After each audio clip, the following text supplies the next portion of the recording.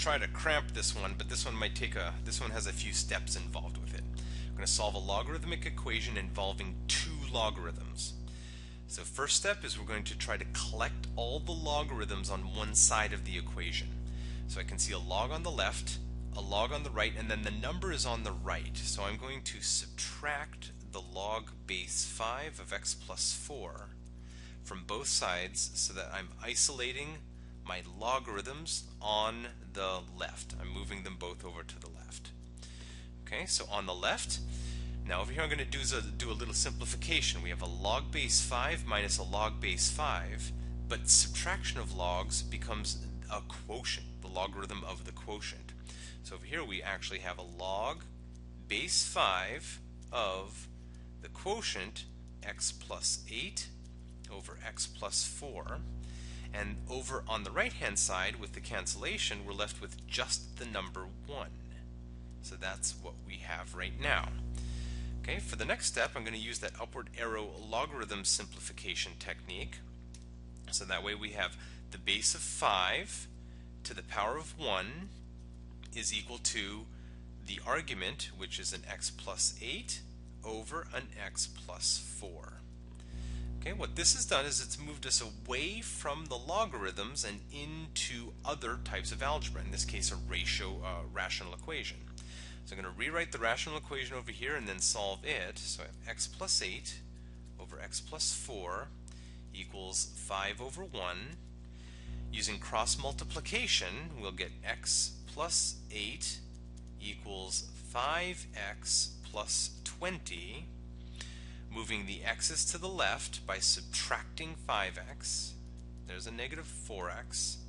Subtracting 8 from 20 yields 12, and therefore x equals negative 3.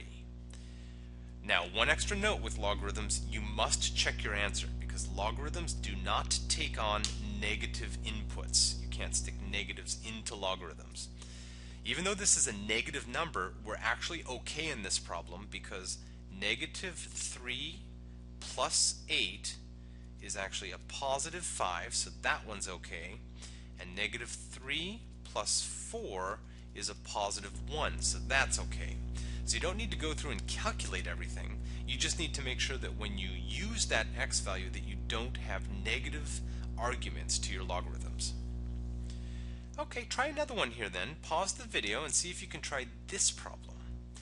Okay, assuming you paused it and gave it a shot here, same approach to begin with. We're going to add log base 2 of x plus 7 to the left and the right so that we're isolating, or collecting I should say, logarithms together. Okay, if we do so, on the left hand side we now have a product of logarithms because a sum of logs, when we add two logarithms together, becomes a product. So we have log base 2 of x plus 5 times x plus 7, and that's equal to the number 3.